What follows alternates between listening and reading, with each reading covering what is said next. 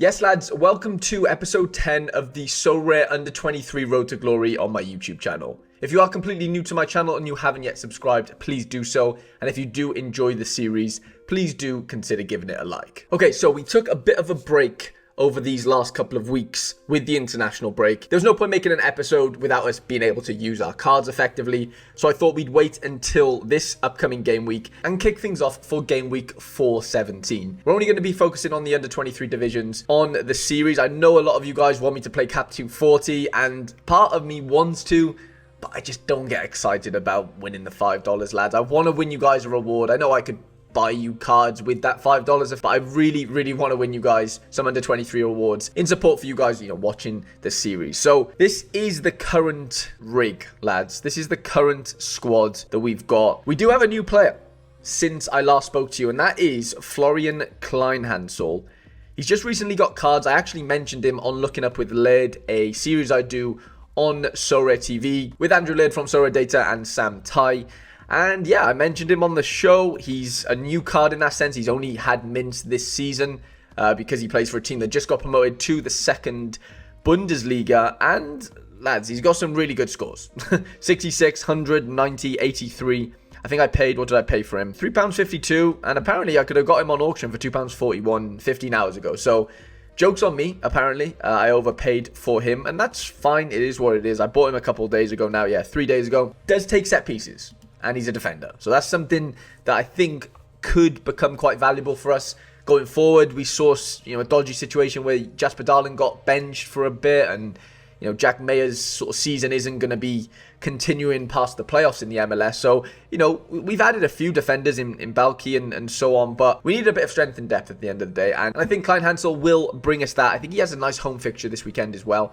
I was just going to pop over to our little spreadsheet. I've added Kleinhansel in and what he cost us, and now we have a balance of £2.81 to spend. I know I'm not going to spend it all at once. We've spent basically £97 odd on this series. We've still yet to win a reward, but I think this international break or post-international break, I don't know, it's just given me a bit of a new lease of life, I guess, with the series, and I'm hoping and I'm praying that the fixtures can align for us this weekend. And yeah, give us, I don't know, just give us a reward. Like, I really want to win you guys a reward. If you are watching this series and you haven't watched it before, I basically am trying to win you guys as many rewards as possible with this set of cards you can see on the screen. And I'm giving away every one of those rewards for free. I'm yet to win one, and we're 10 episodes in, obviously. So I'm hoping, as we've hit double figures on the episode count, can be a little omen for us to win our first reward. So we're over on Sorare Data right now in the matchups tab. We only ever have one goalkeeper to choose from, and that is Campos. Double A fixture is lovely to see. Amor Bieta, his team he plays for, are 19th in the league right now, which isn't great, and they play Real Oviedo at home. So we've got a decent chance of a clean sheet, lads. 36% clean sheet probabilities, which is relatively good. I'm quite happy with that. As far as our defenders go, we've got Kleinhansel, Jack Mayer, Balki, Darland, and apparently Matthias Rieu is actually back. If we go over to play sharper and go into the French second division, we mentioned in the last couple of game weeks, Rieu went off the boil. We don't really know what happened to him. He was 90% for weeks and he was playing, and then out of nowhere, he just DMP'd one midweek where we didn't use him. And then he DMP'd the weekend after, and we hadn't been able to use him since. But apparently, whoever does the predictions over on Play Sharper has Ryu down at 90%, which is actually really interesting because they play at home. Seems like a decent fixture, 41% clean sheet probability, as we can see down there. We've got a decent contingency of defenders to choose from. Moving into midfielders, we've got Monchu with a double A fixture at home to Andorra. Josh Eccles also with a double A fixture, but away to Bristol City. Mohamed Cham is away to Lyon, but they're struggling actually right now. Madsen is back into the Westerlo sort of squad. He was exiled for a little bit. I don't know what was going on, but he's back apparently. And yeah, I'm hoping I can use him in the next couple of weeks. This guy isn't in our squad. We can disregard him. He's just a random limited card that I own. And then Yuito Suzuki, I think he came off the bench. Did he get a goal recently, or am I just imagining this? Okay, yeah, he did get a goal a couple game weeks ago off the bench. He's still yet to start for Bromby. So again, he's not going to be in contention this week to start for me, of course. Up front, we've got Kuheb Driouech as our only A pick score. And then we've got Jorgen Larsson, who plays at home to Atletico Madrid. Duhara is away to Espanyol in the league, first v second in the Spanish second division. And Badji is at home to Antwerp, which, I mean, it's an okay fixture, but Badji hasn't been playing recently, which is very, very disappointing. He was purchased as our sort of main striker alongside Jurgen Larsson, but as you can see, over the last 4 games, he hasn't started one of them. So I'm really disappointed in that sense, not being able to use him, but his form's been pretty terrible, as you can see from his L5 and L15. He renders pretty useless anyway as a card. We're going to head over to Play Sharper over on the expected scores tab, and we're going to see what the starting percentages are for our players alongside their expected scores, and see if we can figure out whether it's a good matchup or not, and if, those players are expected to start. So in first place, we've got Campos, 90% on to start, which is great to see. And a really decent expected score of 56.87, which I do not mind seeing. Florian Kleinhansel, our new sign-in, is in second position, also 90% on to start, which is great.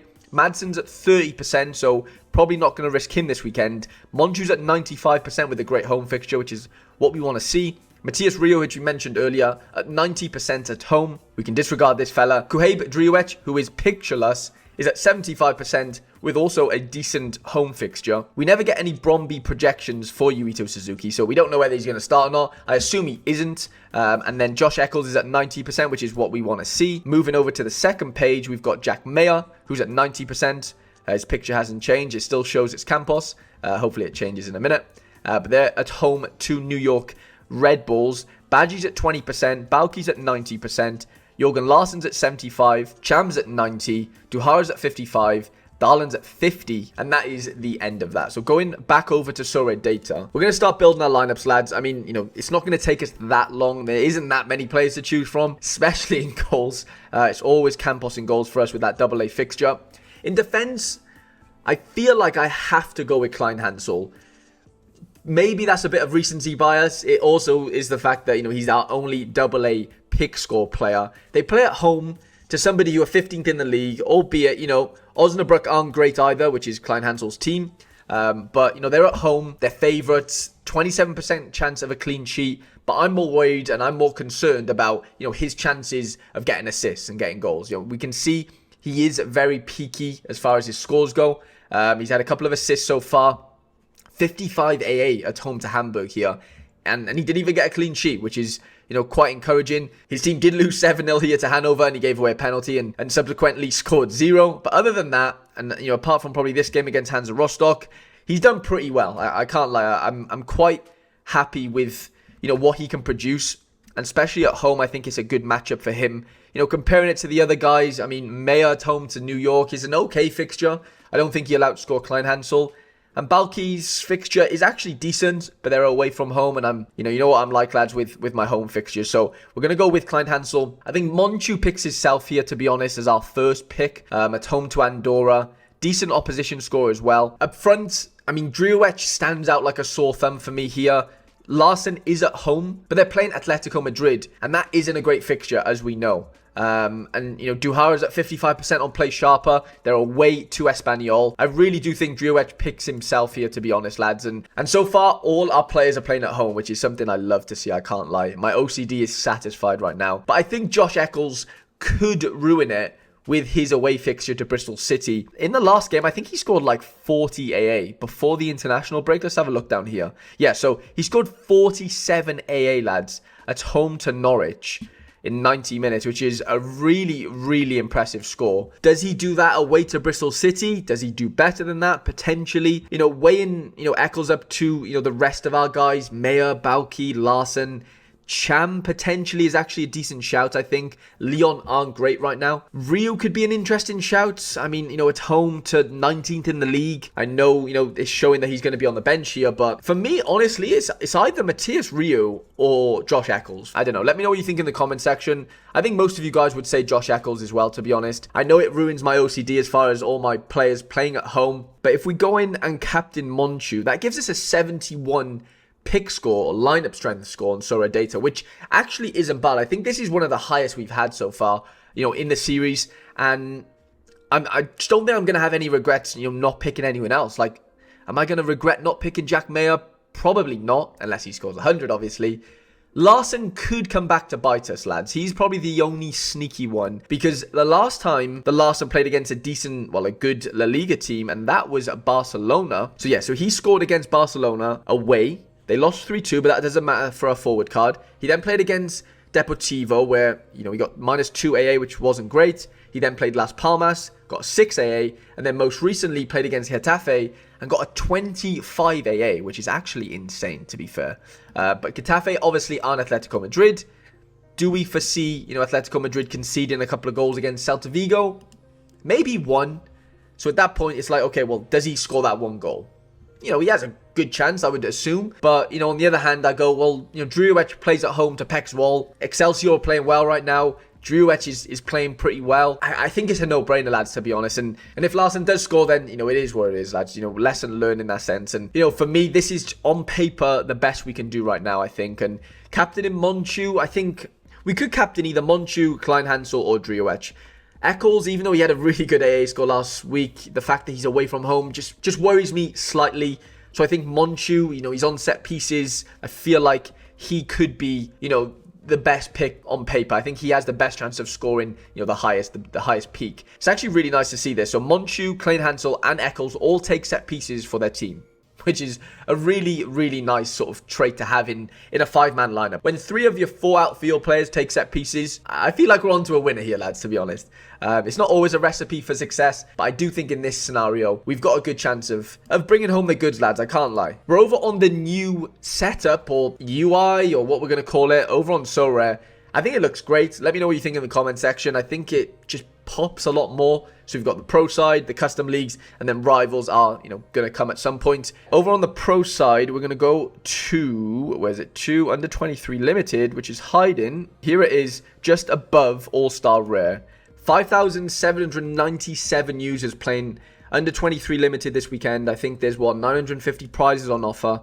And we're just going to input our lineup here. And, we're just going to hope for the best, lads. I really, really, really hope we can get a win this weekend. So we've got 950 prizes, $365 for top position. Can this team win under 23 limited? Honestly, it could. Genuinely. With the matchups we have, I know you're probably going to call me crazy and insane and deluded, but I honestly think this has a decent chance at a reward this weekend. Maybe I'm blinded by the matchups, but ultimately, I think we've got a decent chance. Let me know in the comment section. I hope you've enjoyed episode 10 of the Under 23 Road to Glory on my channel. Hope you have a great day. Hope you have a great game week, lads. And I shall see you in the next episode.